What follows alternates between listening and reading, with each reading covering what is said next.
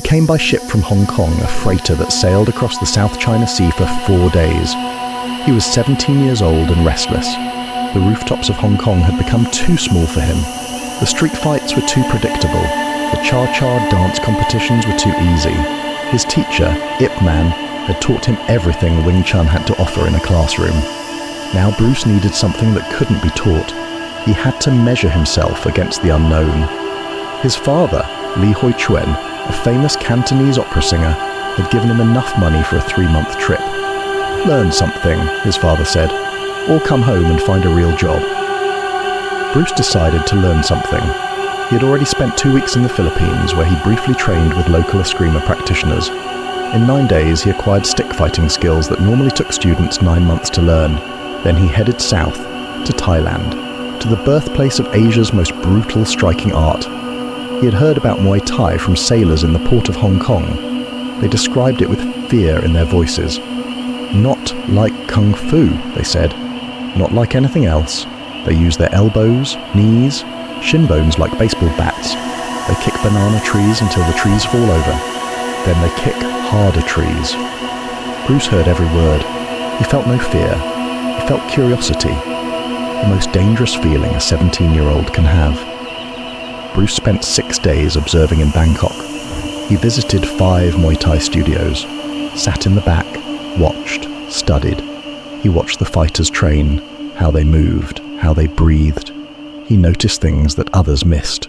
The way a Muay Thai fighter shifts his weight before a kick, the subtle tilt before an elbow strike, the grip pattern in the clinch. He catalogued everything, stored it away. His mind worked like a camera that never stopped recording. On his 4th evening, he attended his first fight at Rajadamnern Stadium.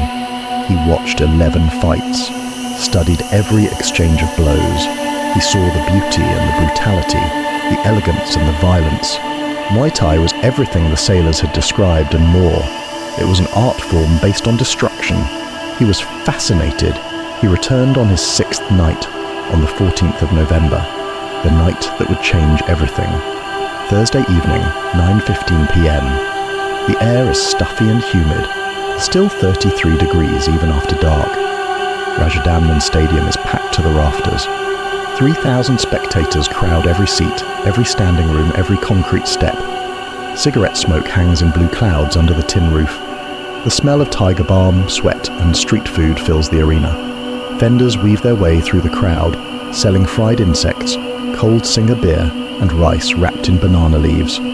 Players huddle in tight circles, waving money and shouting the odds in rapid Thai. Somewhere, a transistor radio plays Thai classical music that no one hears. This is the heart of Muay Thai, Thailand's most prestigious martial arts venue. Built in 1945, it has hosted over 10,000 fights. The concrete walls have absorbed the echoes of 10,000 victories and 10,000 defeats. The canvas ring, stained with decades of sweat and blood, stands under 4 rows of fluorescent tubes that cast a slight greenish hue over everything. This is where champions are born. This is where legends are born. This is where careers end. Tonight is special. Tonight the audience has come for one fighter, one name, one woman. Sirorn, the scorpion Kaiosai. She stands in the center of the ring and performs her Wai Kru, the traditional dance before the fight. Every movement is deliberate, sacred, deadly beautiful. She is 24 years old, 1.68 meters tall, 61 kilograms of Muay Thai precision. She has been fighting since she was 9 years old. 15 years of training in the toughest martial art in the world. 47 fights, 47 victories, 38 by knockout, no defeats, no draws, no mercy. Sirorn's story was already legendary in Thailand. At the age of 9, she began training at a Muay Thai camp in Chiang Mai. Not of her own free will. Her father owed the camp owner money. The debt was paid off by offering his daughter as a trainee. This was not unusual in Thai fighting culture. Children trained, fought and earned money. The camp provided them with food and accommodation and turned them into weapons. But Sirorn was different. The other children cried during training. Sirorn did not. The other children were afraid of sparring. Sirorn craved it. At the age of 12, she was already beating boys 2 years older than her. At 14, she had her first professional fight. She won in 40 seconds. Her right elbow left such a deep wound that the doctor had to stitch it up with 11 stitches. The audience that evening didn't know whether to cheer or be horrified. They chose to cheer. By the age of 18, no woman in Thailand wanted to fight her anymore, so she fought men. Her first male opponent laughed when he saw her on the other side of the ring. 90 seconds later, he stopped laughing when he was lying on the mat with a broken nose. The second male opponent took her seriously. It didn't help him. She knocked him out in the second round. By her 30th fight, male fighters in her weight class were refusing to fight her, not because she was a woman, but because she was Sirorn. In a male-dominated sport, Sirorn has achieved something no woman has ever done before her. She has defeated male opponents, 7 of them, legitimate fighters, ranked contenders, men who weighed 20, 30, sometimes even 40 pounds more than her. She knocked them all out. The newspapers in Bangkok call her Thailand's deadliest woman. The gamblers call her the Scorpion because she strikes once and then it's over. The trainers call her something else. They call her impossible. Her fighting style is terrifying. Muay Thai uses 8 points of contact. 2 fists, 2 elbows, 2 knees, 2 shins. Sirorn masters all 8. Her right elbow is legendary. A short, curved strike that has caused lacerations in 23 opponents. Her left knee has broken 4 ribs in competition. Her shin kicks have a power that rivals that of male heavyweight fighters. But her most dangerous weapon is not physical. It is psychological. Sirorn destroys her opponents mentally before she even touches them. She stares them down during the Y crew. She smiles when they hit her. She laughs when they try their best combinations. She makes them feel small, weak and insignificant. By the time she decides to end the fight, her opponents are already defeated inside. Tonight's fight is a demonstration, an open challenge. Sirorn's promoter, a wealthy businessman from Bangkok named Somchai, has offered 10,000 baht to anyone who can last 3 rounds against Sirorn. 10,000 baht is a small fortune in Bangkok in 1958, enough to live on for a year. The condition is simple. You don't have to beat her. You don't have to knock her down. You just have to survive. 3 rounds, 9 minutes. Stay on your feet. 7 men have tried tonight. 7 men have failed. The first was a young Muay Thai student from a local gym. Eager, nervous, 19 years old. Sirorn let him execute 3 combinations before defeating him with a single knee strike to the liver. He collapsed as if someone had pulled the plug. He was carried out on a stretcher. The second was a former soldier who claimed to have experience in close combat. He lasted 45 seconds. Sirorn's left elbow hit him on the temple. He was unconscious before he fell to the mat. The third, fourth and fifth were local fighters with varying abilities. None lasted longer than a minute. The 6th was a Japanese karateka visiting Bangkok. He bowed respectfully, took a deep stance and threw a perfect back fist. Sirorn caught his arm, pulled him into a knee and he collapsed. 32 seconds. The longest lasted 1 round and 47 seconds. A Muay Thai fighter from Chiang Mai with 15 professional fights. He actually landed a punch, a clean right straight that sent Sirorn's head flying back. The crowd went wild. She smiled. She actually smiled. Then she went through his next combination like it was rain, rammed a knee into his solar plexus, and he didn't get up for 4 minutes. The paramedic had to help him out of the ring. The crowd is electrified, intoxicated by violence and victory. Somchai takes the microphone. His gold rings flash in the stadium lights. Is there anyone else? Is anyone else brave enough? Or has Bangkok run out of courage tonight? The crowd laughs. Somchai continues. Maybe we should look outside Thailand, maybe the Chinese, the Japanese. Are there any foreign martial artists brave enough to face Thailand's greatest treasure? More laughter. In Thailand, Muay Thai is considered the king of striking arts. Kung Fu is seen as a movie fight. Karate is considered rigid and slow. No foreign martial art has ever proven itself in this ring. Come on, 10,000 baht. That's enough for any foreigner to buy a ticket home, if he can still walk. Sirorn stands in her corner, her arms draped over the ropes. She is barely sweating. 7 fights tonight, and she looks like she just finished her warm-up. She scans the crowd with bored, predatory eyes. I'll give it a try. The voice is young, calm, with an accent, English with a Cantonese accent, translated into Thai by someone nearby. The crowd turns around. At the back of the stadium, a teenager is standing on a concrete step, thin, young, Chinese. He is wearing a white undershirt and dark trousers. No fighting gear, no hand wraps, no Mongkol, no coaches. He looks like a street kid. He looks like he came in to escape the rain. Somchai blinks. You? How old are you, boy? 17. The crowd bursts into laughter. Somchai grins. 17? And what martial art do you practice, little brother? Wing Chun, Chinese boxing. Wing Chun, Somchai repeats slowly and mockingly. And how many fights have you had? Street fights? I've lost count. Ring fights? Not a single one. More laughter. This is entertainment now. A skinny Chinese teenager against Thailand's deadliest woman. The punters don't even bother to adjust the odds. There are no odds. It's a joke. But one man in the crowd isn't laughing. An older Chinese man sitting 3 rows away from the ring. His name is Rupak Kim, a businessman from Hong Kong. He knows this boy. He knows this boy's teacher, Ip Man. He knows what Wing Chun can do. He whispers to his Thai companion, "Don't bet against him." His companion looks at him as if he's crazy. Bruce Lee makes his way through the crowd. People make room for him. Some laugh, others feel sorry for him. He climbs over the ropes. From the inside, the ring feels different, bigger, hotter. The lights are blinding. The crowd is a wall of noise. He can smell tiger balm and blood from the previous fights. Sirorn looks at him for the first time. She sees a boy, a child. Thin arms, narrow shoulders, not the physique of a fighter. She turns to Somchai.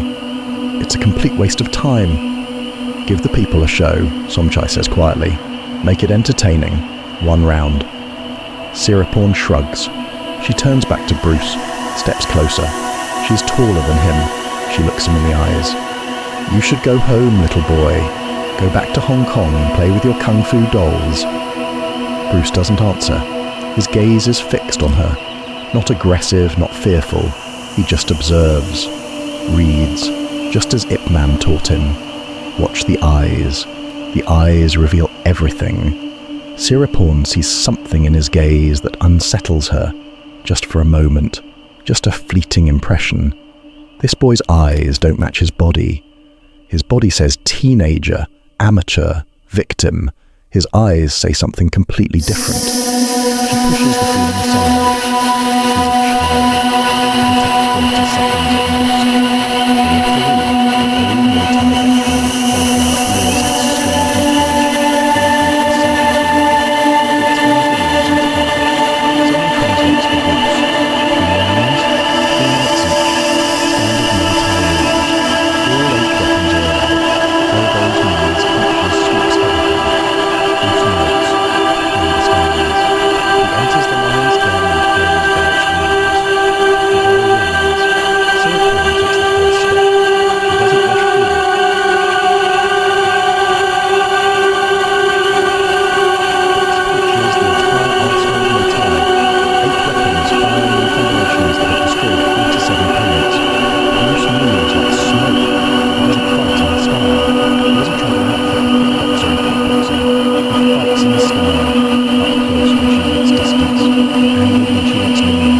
It can take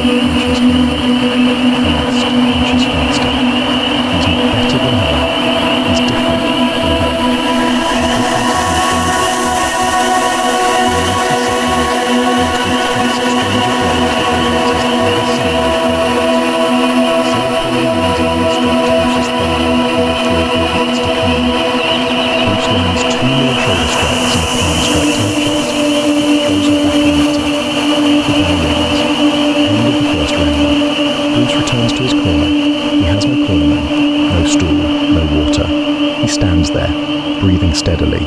His thigh throbs where Sirorn's knee struck him. She is strong, stronger than anyone he has fought on the streets of Hong Kong. Her knee felt like a baseball bat wrapped in iron. He bends his leg, testing the muscle, not damaged, not torn, but he will remember that blow. He will analyze it later. How she generated that power from such a short distance. How the hip rotation multiplied the force. There is something there. Something Wing Chun doesn't have. Something worth learning.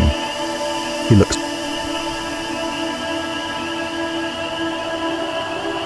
across the ring at his opponent. She's moving differently now. The boredom that had been evident in her posture all evening has disappeared. She is engaged, alert, dangerous.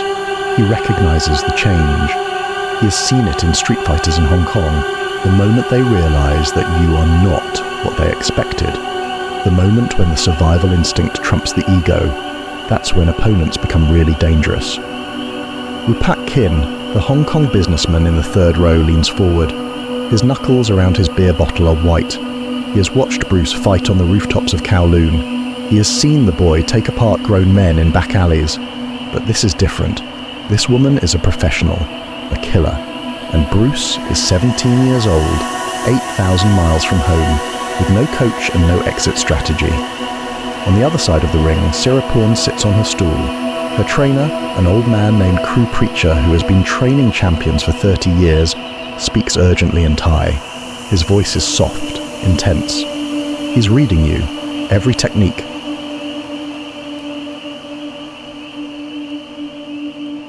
He sees them before you execute them. You have to change your rhythm, break the pattern, don't set up your punches, single weapons, no combinations, make every punch a surprise. I know, Sirorn says quietly. She stares at Bruce on the other side of the ring. She studies him the way he studied the Muay Thai gyms for 6 days. She sees something that worries her. He is calm. Not the feigned calm of someone pretending not to be afraid. Real calm. The kind of calm that comes from absolute certainty. She has seen this calm before, in her own mirror, before every fight.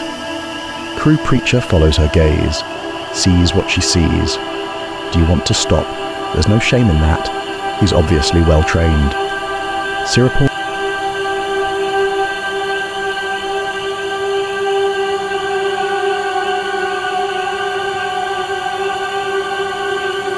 eyes flash. A memory comes to mind. 9 years old, the training camp in Chiang Mai. A boy twice her size who says she doesn't belong here. The next day she breaks his rib during sparring. She never gave up. She's not going to start tonight. I'm not stopping. I've never stopped. The bell rings for the second round. Sirorn changes her strategy. She's not the champion for no reason. She adapts. Instead of combinations, she uses individual techniques. Hard to read, hard to predict. A sudden elbow, a single knee. No preparation, no pattern. Her movements are different too. Less rhythm, more chaos, broken timing. Attacks from unexpected angles at unexpected moments. It works better. She hits Bruce with an elbow that causes a small cut above his left eye. Blood flows. The crowd goes wild. First blood. The stadium shakes with the noise. 3,000 people scream as one. Sirorn smells it. Literally.